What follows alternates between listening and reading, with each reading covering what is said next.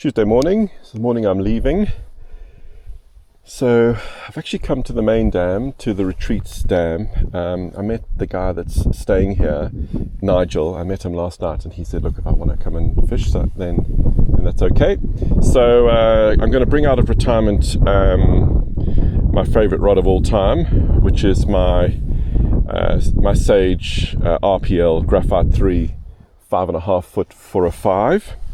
And I'm going to fish that with an intermediate line today because the water, it's very, very, a lot of wind. So I'm going to fish that with a Ross Evolution R in size 4.5.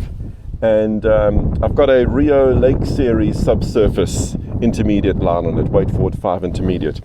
I'm going to transfer the Trout Hunter leader across from the rod I've been using all week. It's the same leader all week. So that's the 10-foot tapering to 2x. I've got a Sasame micro swivel, and then today, just for something different, I'm going to fish this FC Rock fluorocarbon made in Japan, and I'm just going to fish the 8-pound 3.6 kgs 0.235 millimeter. I've got a very good friend, Anthony, that has told me that this is very, very high quality fluorocarbon. Of course, this is sold in 100-meter spools, and for a fraction of the cost of the Trout Hunter. I'm just going to try this, and this is made by Sunline, which is the same company that makes the Euronymphing fluoro line that I like to use. Let's see how that goes. So this rod is a classic 2-piece Sage. Just a little tip here. So when threading your line through the guides, fold over the trout line and then put it through the guides, and then pull it up, give it lots of space. And what that means is that if by some chance you drop the line, it doesn't fall all the way back down to the bottom of the rod. So Sage has always had a very, very special place in my heart, and the reason being that it was the first decent rod that I ever bought. I basically went from a Daiwa Osprey to this Sage RPL, and the reason that I bought a Sage was because it was recommended to me by a guy in South Africa, a guy called Dean Riphagen, and my father, Peter Louis, and Dean's father, who I knew as being, his name was Rip. That's all I knew him. Actually, I don't even know what his first name is. Rip, well, so Dean, he went to Cape Town University and started fishing a lot down there and became a world-class angler.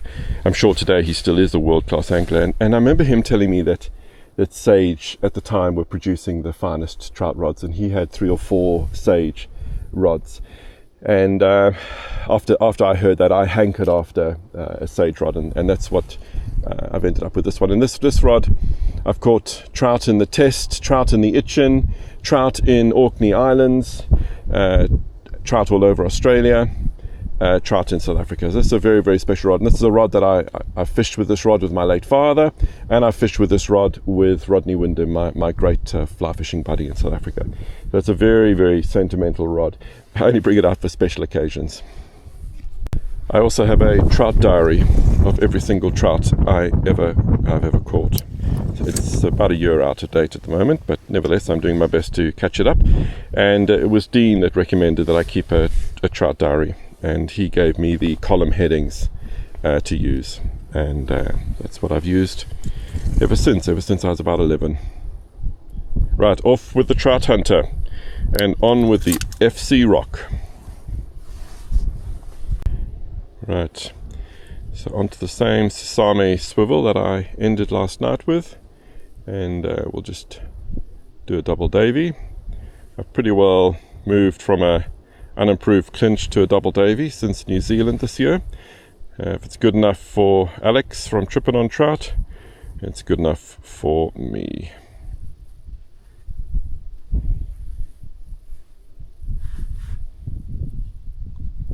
Right, knot strength feels good. So in terms of the 8 pound below the swivel, For this streamer fishing, I'm just going to do a full arm's width, which I suppose is about 5 feet. And I'm going to give this black jig nymph a go. I've had great success with it. One of the benefits of the double Davy is I can actually tie it without using my flip focals, my magnifier glasses, because it really is just such a simple knot to tie. And I don't wet the knot. There's so few moving parts that I just don't think that there's a need to wet it, to moisten it. There we go, set up. So never ever put your rod on the floor. In this case, I'm going to put it by my mirror here. One thing I know about this particular car is it doesn't automatically close in the mirrors, but be aware that if your car automatically closes in the mirrors, then it can crack your rod. I've heard of that happening. Quick temperature check outside. It's 8 degrees. In the water, it's also 8 degrees.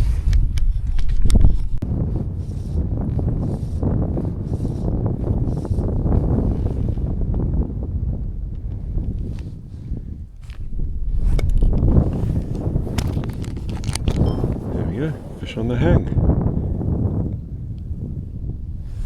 He's as confused as I am.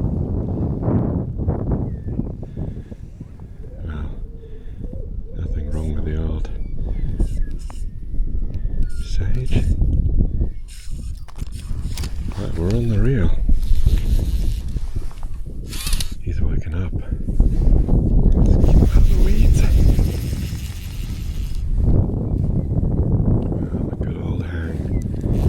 Caught so many fish off this pier.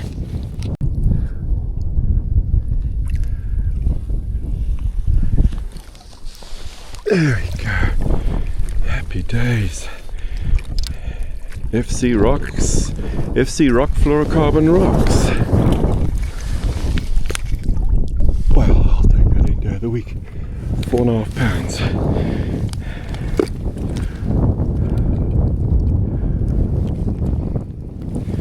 Okay, flies out.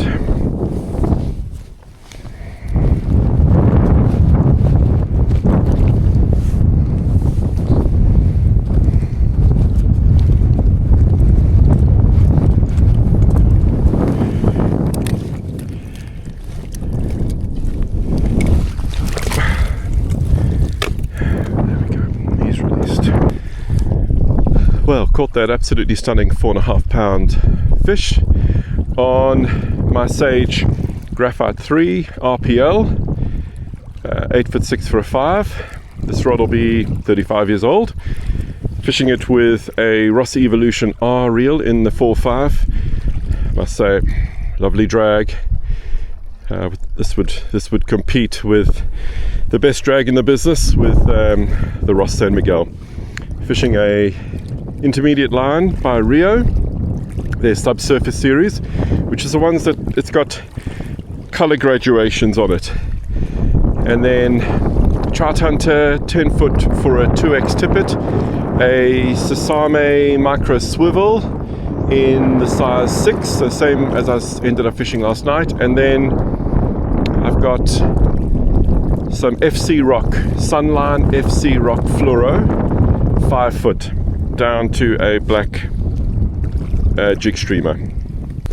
By the way, that fish took on the hang, so I was basically just holding my rod out and then slowly lifting it.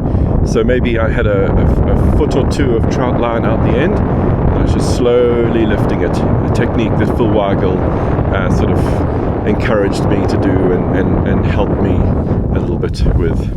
And you just feel any tension, you just lift, and it's beautiful for hooking fish in the top jaw, which is exactly where that fish was hooked. So I'm not sure how calm and serene it looks to you, but it's pretty windy.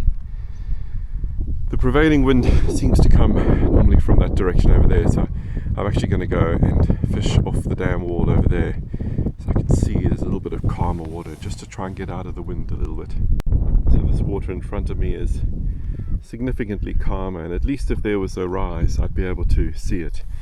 So what my plan is I'm going to fish, sort of divide up into 5 or 6 sections, sort of first cast, second, third, fourth, and then with the wind I'll see if I can get a 5th in, and then I'll maybe fan all the way back, and that'll just be using my regular 2 15cm strips.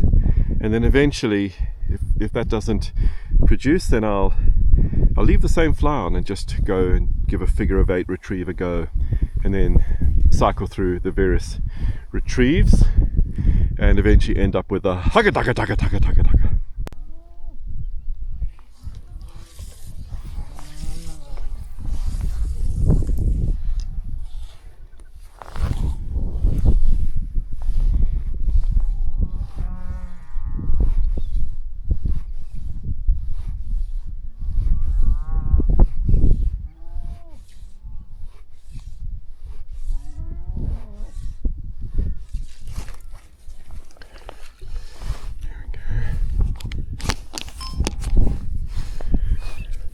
That was fishing the boom boom retrieve. So because there's grass underneath me, I want to get him onto the reel as quick as possible.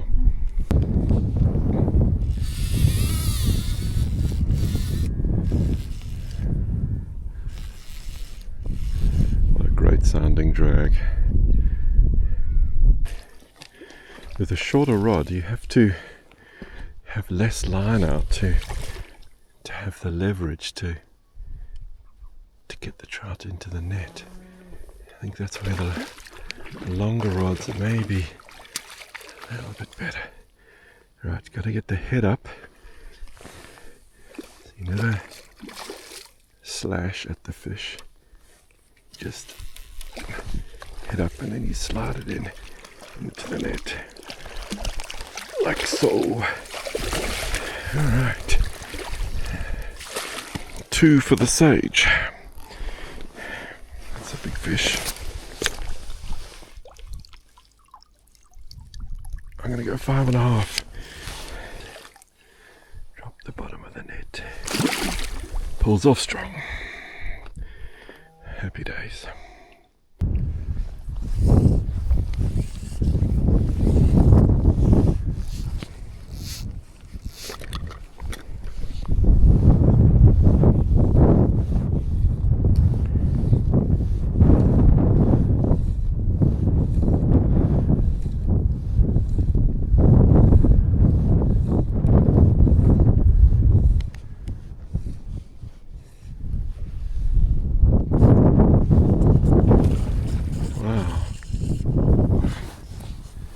It's on the reel already. It must have followed it in and took real close.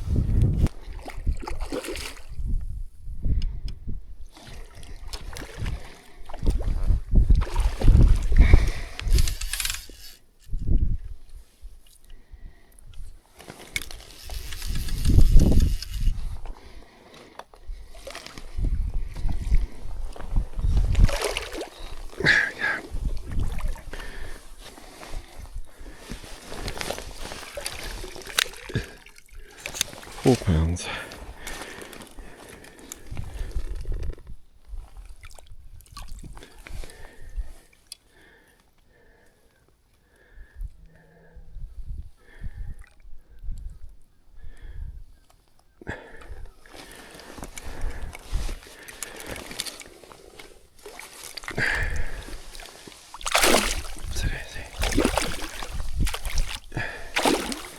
Pulled off strong.